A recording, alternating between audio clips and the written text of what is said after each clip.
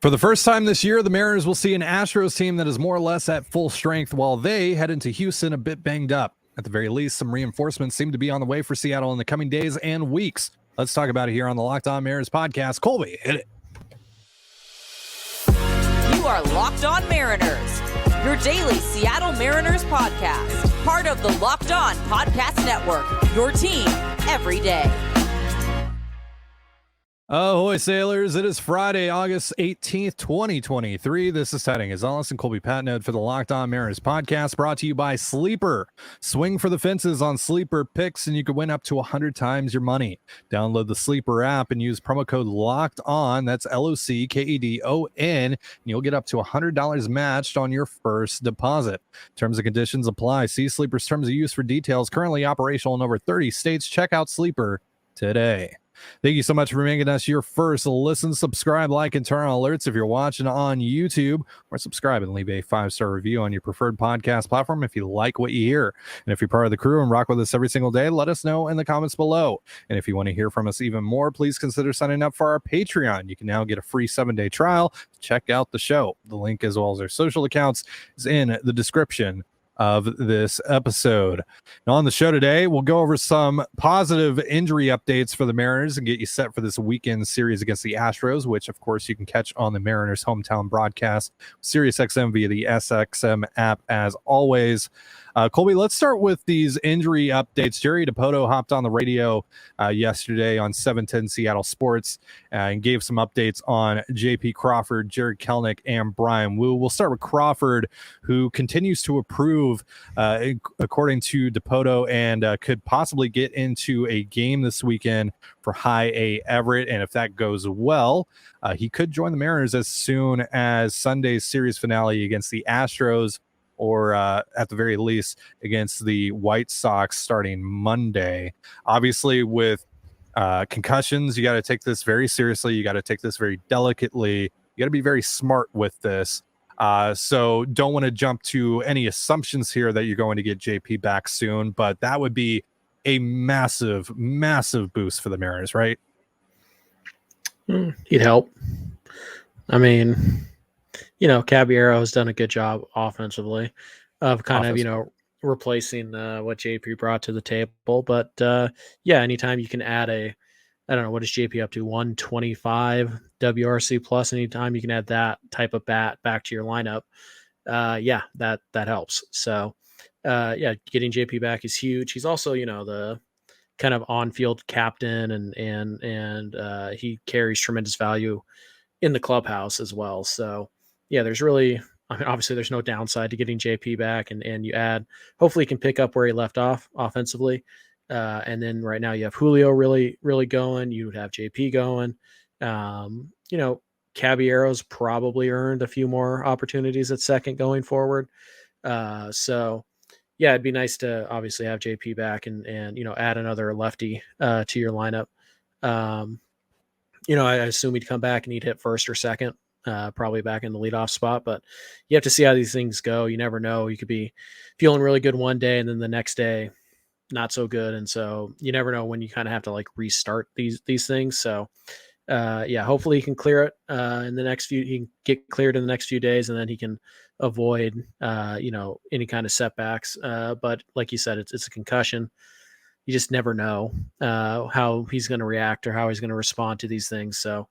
Obviously it would be huge to get JP back, if for no other reason than he's a stabilizing force at shortstop, and we have seen 3 or 4 errors in the week that he's been out. Having JP back will help a lot. It'll help the offense. It'll help the defense. It pushes guys like Caballero and more into roles that they are much better suited to perform in. So having JP back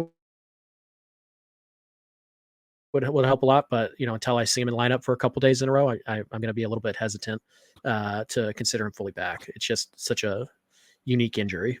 Yeah, guys like Caballero have thankfully helped pick up the slack offensively, but defensively, this team has really missed JP over the last week. So that would be a massive boost for this team, especially if they're able to get him back for that last game against the Astros, which we're going to, of course, talk about a little bit later on in the show. So Jared Kelenic has been relieved of the protective boot on his fractured left foot as of yesterday. That is also from Jerry himself.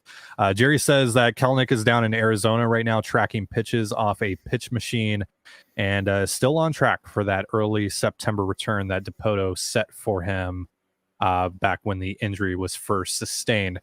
So with Kelenic, I think it's fair to go into this and not necessarily expect anything other than, whatever you get from him as a bonus, right, Colby? Yeah, it's what we said the Mariners should expect from Kelenic back in July, as justification why they should make more moves, but whatever. So yeah, I think the idea that you should expect Kelenic to give you 100 plate appearances in the month of September, you should expect him to be able to play, 18 of the last 20 games or whatever. I maybe he can. Maybe it's possible, I suppose, but I don't think you should expect it. I think you should plan. You should plan like Kelenic isn't going to give you a single at bat the rest of the year, and then just be pleasantly surprised when he does. And one of the other things to consider with the foot injury is, how much, like, is there a weight management problem? And what I mean by that is, like, can he play in the outfield every day when he comes back, or does he have to DH primarily? What can he do? Is his running going to be affected? Like, what can his body manage as he works his way back through this injury? And, again, something else to keep in mind, top of the foot or the foot. Yeah, you hit a lot of foul balls off your foot. So, is he in danger of re-injuring, refracturing or whatever, the foot, if he, plays in the outfield 3 days in a row, or if he, fouls a ball off his foot, like is the foot structurally sound? And again, I'm not a doctor, you're not a doctor. And so it's up to the professionals to determine what he can and can't do physically. But I think the best way to look at Kelenic is that any at bat he gives you is a bonus, because, even with Kelenic's struggle over the last few months, he was starting to look a little better before the injury. But even if it is that Kelenic from the last few months, he's still going to give you a better shot than Mike Ford and probably Dom Canzone, and honestly Cade Marlowe, who, no shade to Cade, he's been really good replacing Jared. No shade to Cade. There you go. And so he's been good replacing Jared, and he probably deserves a spot on this roster, regardless if when the rosters expand. Cade Marlowe is one of your 26 best guys. So, agreed. But yeah, for me, like, I'm not counting on Jared to, give me anything, and then whatever he does give me is going to be a nice little bonus and lengthens that lineup, and it'd be a real good bonus if he came back, because the Mariners need some left-handed power in this lineup, and they're not getting it from Mike Ford anymore. That little fun experiment is over. And so really right now it's kind of just Cal is providing the power from the left side. And so, getting a guy like Kelenic back, assuming you can get him back, would be huge. And he'd lengthen the lineup, because he's going to hit what, fifth, sixth, seventh, somewhere in that range. Right. And when you add JP back to this lineup, and hopefully you add Kelenic back to this lineup, you can look at a lineup 1 through 9 and say, yeah, that's a legitimately, above average lineup.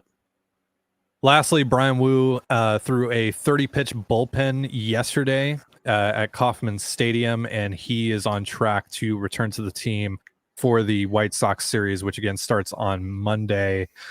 We don't know how the bullpen went, so obviously him returning is dependent on how he looked, but it seems so far from the outside looking in that he is fine, that he's well on his way back. We saw him throwing the football around a couple days ago in the outfield at Kauffman Stadium as well, which is part of his normal routine. So Jerry said that once Woo returns to the rotation, that they're essentially going to employ some form of a 6-man rotation.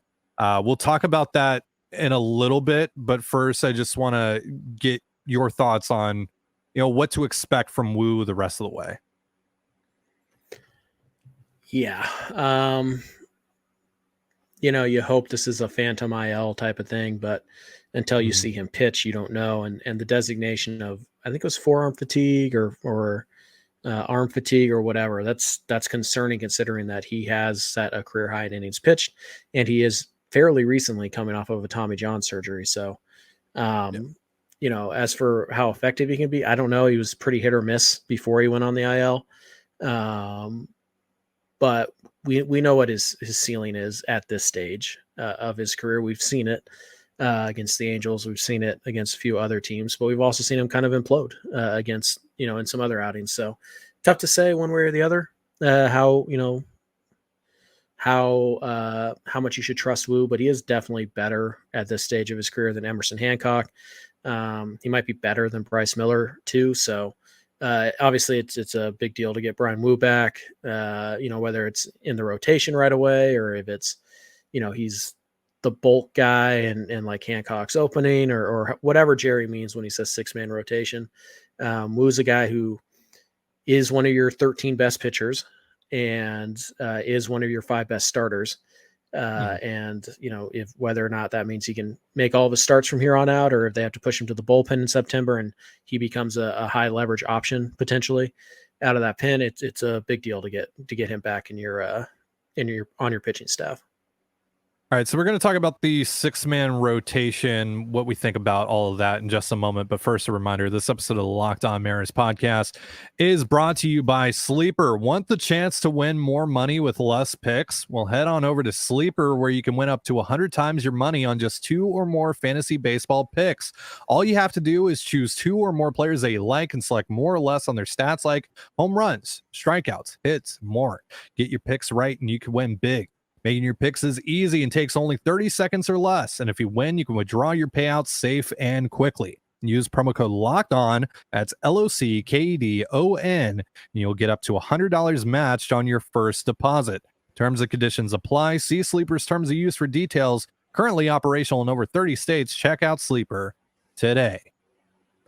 And you're listening to the Locked On Mariners podcast. Thank you again for making us your first listen. Again, you can catch the Mariners and the Astros starting tonight and over the course of the weekend on the Mariners hometown broadcast with SiriusXM via the SXM app, as always. So the 6-man rotation, I'll start here. Just my own personal opinion on it, and I believe that you and I are both on the same wavelength here, Colby. I don't like the idea in general because in practice, you are essentially taking 1, maybe 2 starts out of the hands of Luis Castillo or George Kirby or Logan Gilbert, whatever, and putting that in the hands of Emerson Hancock, who is just, I like Emerson Hancock, but he's a worse pitcher than those guys, right? And look, this has benefits in October, right? Potentially has benefits in October with guys being a little bit more rested and a little more spread out. But you have to get to October. And I just feel like this is not necessarily putting the Mariners rotation in the best spot to help you get to October. So again, I think you feel the same way, Colby, but what are your overall thoughts on the 6-man rotation? Yeah, not a fan. I think, there's a pretty common refrain I've seen over, since it was announced a couple days ago, was that, the Astros went to a 6-man rotation towards the end of last year for a little while, and their arms were fresher as a result. And that's great. And if the Mariners were in the same position as the Astros were last year, then they absolutely should. But right now, the Mariners are essentially tied for the last playoff spot. And I don't think it's a good formula to give Luis Castillo, George Kirby, and Logan Gilbert the ball less, especially when it means giving the ball to Emerson Hancock and Bryan Woo, who was well past his career high in innings pitched, giving it to them more. So my guess is that the plan is during this soft part of the schedule, a theory that should be just thrown out the window if you watch the Kansas City series, that they're going to be like, okay, well, we could probably win enough with Hancock getting a couple starts. And so over the next 16 games or whatever, after the Houston series, we like the schedule. So we're going to take our chances on doing the 6-man then. I still don't like it because, again, you get down to the end of the day, the Mariners' position in the playoffs is probably going to be decided by 1 or 2 games. And with a 6-man rotation, those 1 or 2 games are going to be pitched by Emerson Hancock instead of Luis Castillo, instead of Logan Gilbert, instead of George Kirby. Not a fan of that. I don't think you're in a good position to do that. It would be different if Hancock was another Bryan Woo, but he's not. He's worse than him. He is a number 5 starter at best, and you're taking away starts from your number 2, number 3, and number 4 starters. So it just doesn't make a lot of sense to me. We'll see how exactly they deploy it. Maybe they just skip a start here and there instead of instead of just literally tacking Woo to the end of the rotation. We'll see what they do, but I'm not a huge fan. Yeah, because I don't think that Jerry outright said it's just going to be a traditional 6-man rotation. I think he said something along the lines of like it's going to be some form of a 6-man rotation, something like Right. that. So I do wonder if that means that maybe they skip starts or something there. So it's not just solely taking starts away from their other guys, but we'll see. My hope would be that what he means is that 6 guys are going to get starts over the next few weeks. Right. It's just that, the 4 will get their normal, or the 4 will get their normal work. And then this time around, we might use Hancock, which means Woo goes to the bullpen for a week and he gets, a couple innings here and there out of the pen. And then the next week we'll flip them and all that. But yeah, we'll see how they want to deploy that. But I am in favor. It's the same thing with why Julio should be hitting 1 or 2, right? Why Gino should be hitting, get your best guys the most opportunities to impact your playoff race. And you go to a true 6-man rotation, you're doing the opposite of that. So I'm not a huge fan of that, but we'll see how exactly they manage it and whether or not it's a true 6-man or if it's this time it's Hancock's time to start. And then next week it'll be Woo and all that. So we'll see. Right. You're listening to the Locked On Mariners podcast. Thank you again for making us your first listen. Again, Astros, Mariners starting tonight. Over the course of the weekend, you can catch all the action on the Mariners hometown broadcast, SiriusXM via the SXM app, as always. So let's talk a little bit about this series. Mariners obviously coming off of one of the weirdest series they'll play all year down in Kansas City. And now they're going to face an Astros team. But did I say something weird? Was it weird? Was it? It was sloppy and weird. It was sloppy and weird. Yeah. Sure. Yeah. Like another it was all series, but sure. It was all of the things. It was all the things. I thought I misspoke or something by your reaction though. So they're gonna face an Astros team that is sure. They're gonna face an Astros team that is certainly at more full strength than we've seen them in the other 2 matchups, or other 3 matchups. How many times have they played them? Other 2 matchups. Yeah, they play them one more time in Seattle at the end of the year. Yeah. Jordan's back. Altuve's back. All these guys are healthy. They have Justin Verlander now, but the Mariners are going to miss him. But this year we've said a lot of the times heading into series that the Mariners have the clear pitching advantage, but I don't think we can necessarily say that about this series. We got Bryce Miller going up against JP France tonight, got Logan Gilbert against Framber Valdez tomorrow, and then on Sunday, Hunter Brown against Emerson Hancock, which is concerning. Thoughts heading into the series, Colby? Don't get swept. Don't get swept, and I'm pretty happy. It's a bummer because your best guy also happens to be pitching in the series, or one of your best guys. The best guy who is pitching in the series, I should say, just happens to be lined up with the Cy Young favorite. So it's it's a bit of bad luck there. France kind of shut down the Mariners before he's had a nice year. Miller, it's just, you're at the point now where you have no idea what you're going to get from him. So it's possible he goes 6 and gives up, 1, but it's also possible he goes 3 and gives up 6. So you just really don't know. And this is not the Kansas City bullpen. You can't just sit around and know that they'll blow it for you. You have to take these games. You have to play better. You have to, be a more consistent offense against this pitching staff. So yeah, I think taking 1 of 3 is honestly just because of the way the pitching matchups look right now. That'd be pretty good. But also we know, again, I say this every time, pitching matchups don't mean anything because all it takes is for one guy to struggle, and all of a sudden the entire series gets tilted on its head. So, I mean, I don't know. Maybe Hancock goes out there and he goes, 5 1/3 of one hit baseball. Who knows? Like, that's the most he could do because he's Kyle Gibson. But I will get here. I will get on here on the show on Monday. If he throws 5 innings of one hit ball, I am going to drag you so hard.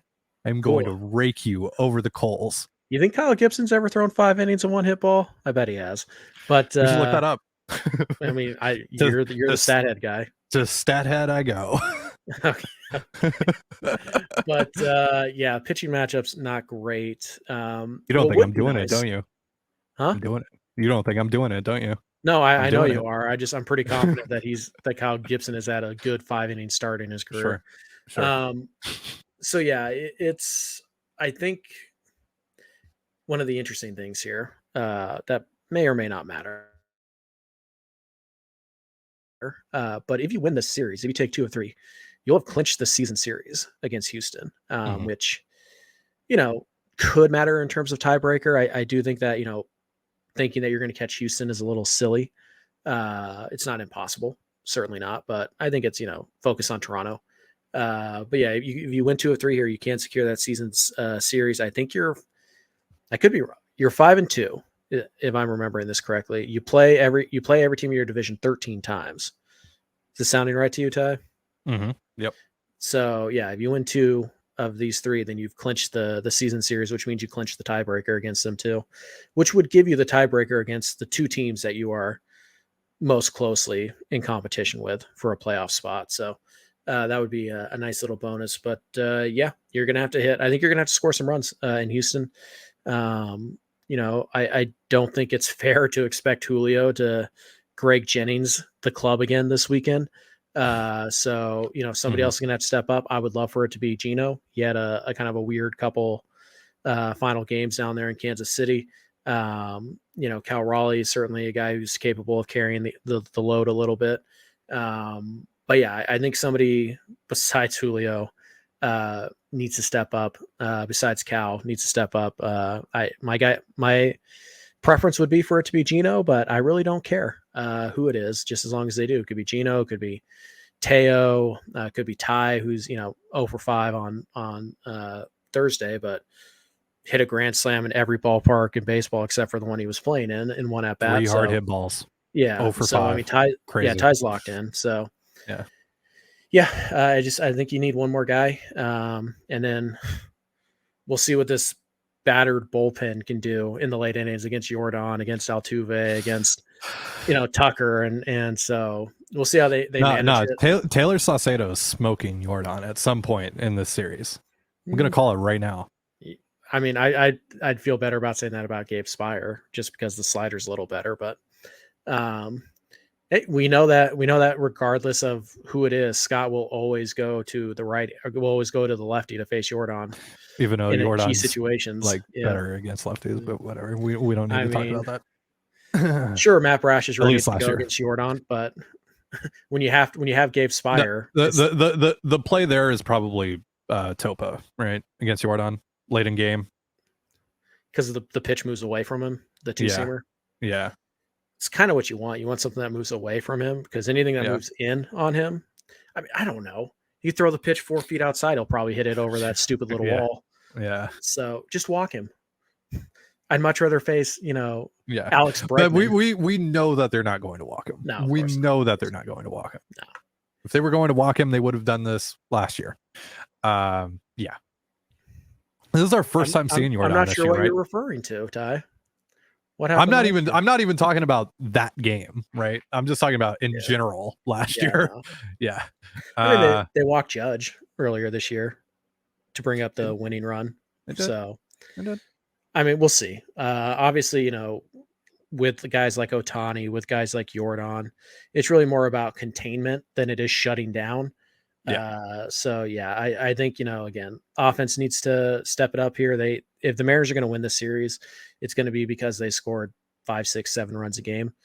Because I don't trust the pitching right now, which is very weird to say, but I don't trust the two of the three guys going in this. I think that's more Kansas City weirdness, just overall with the pitching staff, rather than like an indication of where the pitching staff is. I'm talking about like how two of the three guys who are starting games in this series, I have no idea what they're going to do. True. Yeah. Like, I don't know how Miller's going to look. I have an idea of how Hancock's going to look, and it's not good. But by the way, I have the numbers. I pulled them up. Kyle Okay. Gibson. Kyle Gibson, in 10 years of pitching in Major League Baseball, only has 2 5+ innings pitched with just 1 hit allowed. He did it both in 2018, once against the Yankees, once against the Orioles.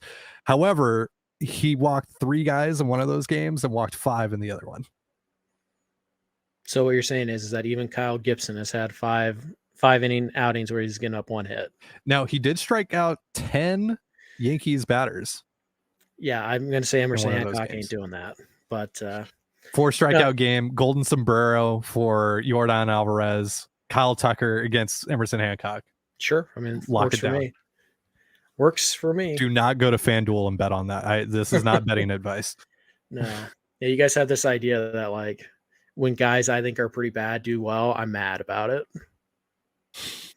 Oh no, He's you pissed. sure showed me. Emerson Hancock threw 7 shutout innings against the Astros. Oh. No, he is pissed, and you absolutely should dunk on him. You can't dunk on me. I'd have to care for you to dunk on me. So I mean, Mariners Twitter kind of Dominique Wilkins to you yesterday. And how much of that did I care about? But so yeah, you're going to need to score runs in this series. Yeah. You need to score runs. We need to see a very similar offense to what we saw in Kansas City. Now, some of that is obviously because Kansas City's pitching staff is terrible, but yeah, you're probably going to need, I mean, like just looking at this lineup right now, especially without JP, without Jared, without Tom Murphy, you're probably going to need another big series out of Julio in order to win this series. Especially with the pitching matchups the way that they are. Like, I would feel a lot better if George Kirby or Luis Castillo were starting at least one of these games. Yeah, I mean, to be fair, they did jump on Hunter Brown last time they faced him. So yeah, he hasn't had a great year. No, he's got good stuff. Yeah, he has really good stuff, but he's not. But he hasn't had the year that I think a lot of people expected him to in his first year in the rotation. A wild card. Like, yeah. Maybe he goes 7 scoreless. Maybe you get him out after 4 and he gives up 5 runs and 8 hits. We just. Don't know. I'd feel better if like Logan Gilbert was pitching that game instead of Hancock. Yeah. Right. It's not. Yeah. It's not so much like who you're throwing out there. It's who you're throwing them against. Yeah. And like your best shot between these 3 guys to get like 7 scoreless innings is obviously Logan Gilbert. Yeah. And he just so happens to be opposing the arguably the best pitcher in the American League this year. So it's just it's a bummer that's how that worked. But hey, you know what? Sometimes it'd be like that.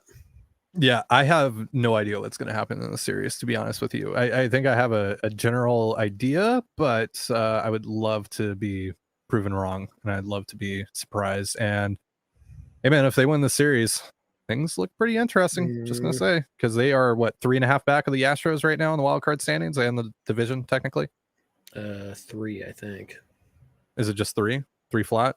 So yeah, if they sweep the Astros, I'm just saying. No, it's 3.5. 3.5. Yeah, they sweep the Astros, fine, but come on, son. Yeah, and they need 2 more wins to win the season series against the Astros, correct? Yep. So yeah, they could win the season series this weekend if they want to. So, and I mean, yeah, if they want to. Because clearly it's a lack of effort. If the baseball gods are willing, if they should so smile upon the hometown 26, right, from the Pacific Northwest, then yes, they can win this series, win the season series. Yeah, I mean, just don't get swept. Don't get back the gains that you got in Kansas City. So, yeah, Don't get swept. Don't get swept, please. All right, that's going to do it for our show. Thank you so much for joining us here on the Locked On Mariners podcast. For Colby Patnode, I'm Trident Gonzalez. Be sure to give us a follow on Twitter at LO_Mariners. You can follow me at Dane Gonzalez. It's DANEGNZLZ, and Colby at CPAT11. That's CPAT11. Follow us on Instagram and TikTok as well over at Locked On Mariners. That's one word, Locked On Mariners. You can also find all that stuff in the description of this episode. Thank you again for making us your first listen. Have yourself a beautiful baseball day, and we'll see you next time. Peace.